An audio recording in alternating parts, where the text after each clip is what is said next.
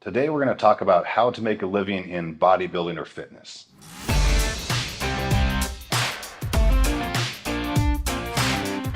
Now, years ago in the late 90s, early 2000s, when I first started getting into lifting and bodybuilding, you really needed to compete and win some major shows to have any kind of real career in bodybuilding and fitness. And that's just not really the case anymore. Back then in the late 90s, early 2000s, there wasn't social media. The internet was still relatively new. So there was bodybuilding magazines, and you could get in magazines. You could get, if you got a cover, that was a huge deal back then. But that was really the way that you got noticed, that anybody knew who you were. And so if you weren't like a top 10 Mr. Olympia competitor, nobody really knew who you were. I mean, you could do, personal training, things like that. Even coaching wasn't as big then because we didn't have the reach and the access that we do today. So competing was a really big deal. Now, I don't know about all you guys, but back when I used to work at a gym and go to a public gym before I had my own private gym, people would ask anybody that's in shape, any that's remotely in shape, people ask them, are you going to compete? And it's this whole culture around, if you go to the gym and you're in any kind of above average shape, then you need to get on stage and this and that. Now, I competed, and I liked competing when I did. It was fun. I liked being on stage. I really liked putting together the routine with the music and the posing and all that kind of stuff. It was fun. As far as making money from competition, like the top 5 Olympia competitors can get some pretty decent paydays.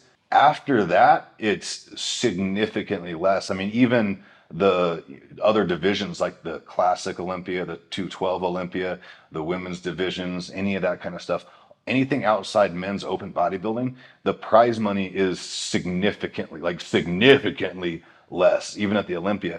And then these small pro shows outside of that, the prize money is next to nothing. Like you're not going to make a living, even a good one, like at all, with prize money from shows. Bruh. So now, fast forward to, 2024, today's day and age with Instagram, YouTube, Facebook, TikTok, all of these social media platforms, all this different stuff, there's a huge variety of ways that you can make money in fitness. And it doesn't need to be, you don't even need to step on stage at all. And talking about that, I'm going to bring up Sam Sulik, who's a very good example of this. Now, Sam has a great physique. He's a very good bodybuilder. Arguably the most popular bodybuilder in the world right now. I would say him and Chris Bumstead are probably those top 2. Sam's never even competed. Like, that's the crazy thing, is Sam is, like I said, the most one of, if not the most popular bodybuilder in the world, never even been on stage. And he's talking about being on stage, and we'll see what that happens. But in my opinion, that would not be a good idea for him. A lot of people are going to get pissed off for me saying this, but I don't think Sam would do very well in a show. Now, he has a phenomenal physique, especially for his age. I don't want to take anything away from the guy. He's a young guy. I'm still a fan of him. I mean, I could potentially be his dad, but I can still be a fan of the guy. I like the guy. He's very knowledgeable, has a great personality, and a phenomenal physique. But what people don't understand is, in the competition world, especially in today's day and age, the level of competition is insane, right? It's higher than it's ever been before. And while Sam has a great physique, I just don't believe that he has the physique that's going to really win a show.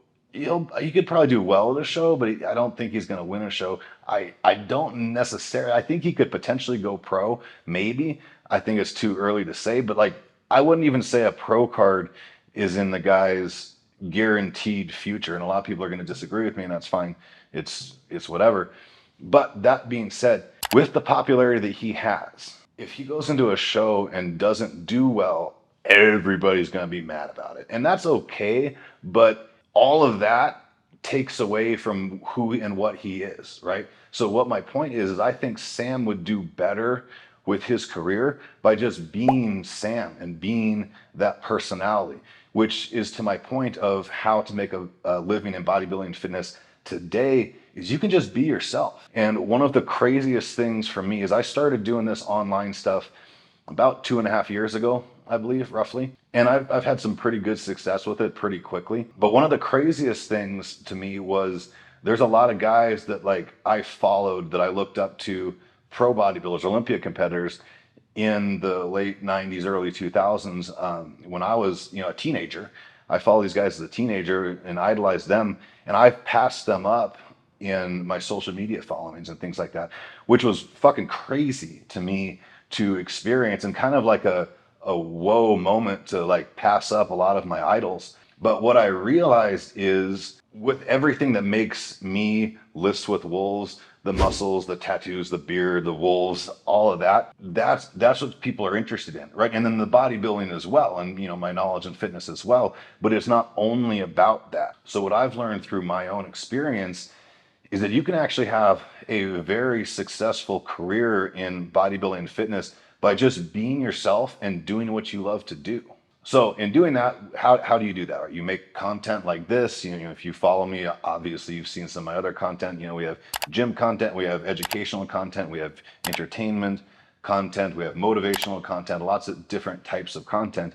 And then that content is going to drive people to a number of different ways where you can make money and then make a living. So if you know me, I have my app. That's one of the primary ways that I make money is through subscriptions on my app. So if you are one of the people on my app, thank you very much because you help me live the life that I live.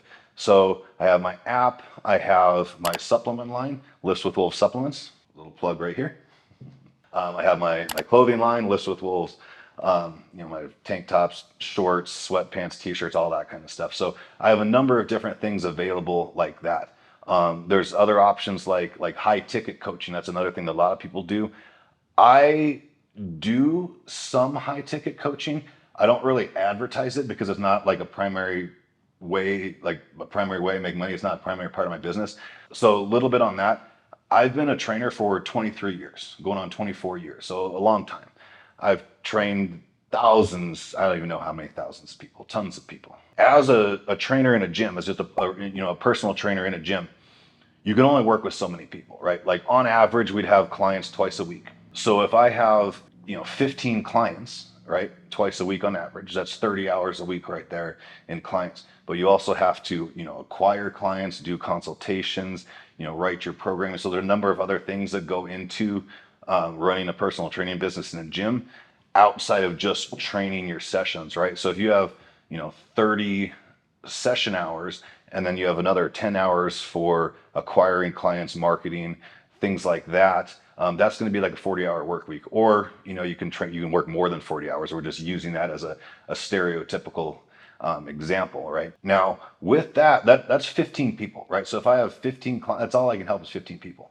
By doing this online, by using the app and also having like a lower cost of entry, like the subscriptions on my app are $15 a month, and that's going to give you access to right now 18 programs that I have. I'm adding a whole bunch more as we film this video. They're just not quite ready yet. Tons of options there for a very good price, and I'm able to help thousands of people all across the world, not just 15 people in one gym, right?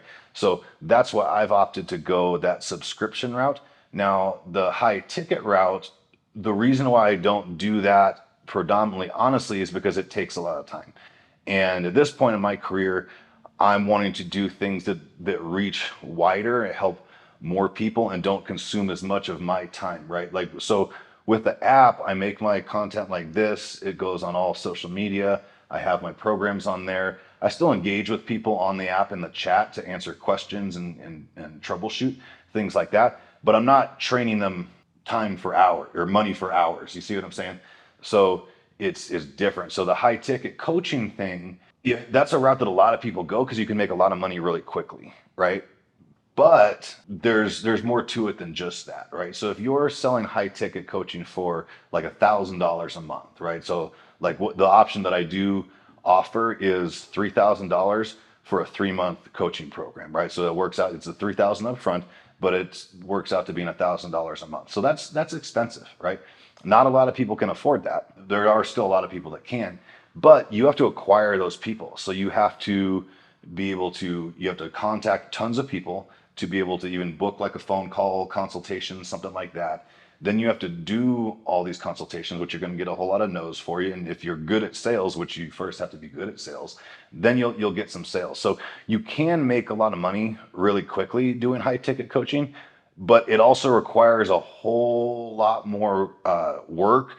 And I don't mean like hard work, but I mean like time type of work. You know, you're trading a lot of hours for free to acquire these clients to then get the big dollars for that short period of time. You know, and then you have to deal with people's bullshit and all that kind of stuff. So like I don't do high ticket coaching as like a main part of my business, but I still really enjoy like helping particular people one on one that really want to do it. You know what I'm saying? So for me to take on a one on one client, it'll be like an interview process. They'll, you know, I don't look for clients, right? They come to me. If they come to me, they're interested in doing one on one. I tell them, well, I do offer that, but it's really expensive. That's the way I started. Because if they don't want to go right then, it's not worth any longer of a conversation. So they understand that. Then we'll set up a call. We'll do an interview. And this is going to be more me interviewing them and seeing if they're a person I want to work with, not the other way around. So that's the way that I do it personally for the coaching aspect of it. Whereas, like I said, my app is like the predominant way that I make money in the fitness realm, right? And it's, you know, my supplements and my clothing as well. Now, other options you have are, you know, doing influencer stuff, affiliate marketing stuff, basically where you're marketing other people's products, right? And then you'll get a code. People will use your code to buy products, and then you get a commission like that. Now, if you have a big following, if you have a lot of engagement, if you have a lot of reach, some brands will pay you on a retainer. They'll pay you, you know, 2,500 a month, 3,500 a month, sometimes more depending on what your reach is. They'll pay you a monthly fee like that to continuously put out content for them. So there's things you can do like that as well, to make money. So that's the thing, guys, is there's so many different options of ways to make money in the fitness industry today that you can really do it by being yourself. So the way I was talking to a friend about this the other day, and you know, she's wanting to get into the online training industry. She's a fitness, or she's done a lot of modeling in the past. She has a lot of tattoos, and somebody had told her that not to put her modeling in there because, you know, that she's, what they say, brands won't like that or something. I don't know, something ridiculous. She also works with wolves as well, and she has that on a separate Instagram. And so I said, no, put all that stuff together because that's what all of what makes you you. The same thing of what makes me me. You should have a good physique to be online. Like if you're trying to like really pursue this, like you got to look the part. Okay, like you can't just have like a physique and then make money online. So if you want to do that, you got to commit to yourself. You got to commit to the role, commit to the job, that your body is your business, right? So that's a big thing for me with my workouts and stuff. One thing that helps keep me motivated on the days I don't want to do it is it's my job. Like it's my job to be in shape. If I'm not in shape, I can't make good motivational content because I don't look the part, and that doesn't make any sense. So you got to look the part, but you don't have to have a champion physique. You don't have to have an IFBB pro physique. You don't have to have a Mr. Olympia physique. You need to have a good physique, but then share the rest of what makes you you, and people are going to connect with you and they're going to want to support you. So if you want to make money in fitness, make it about you and explore a number of different options. I hope that helps you guys. And if you have any questions, definitely let me know in the comments. If you want to see more content like this about the kind of business side of bodybuilding fitness, definitely let me know and I can make a lot more stuff like this. Don't forget to like and subscribe, and we'll see you next time.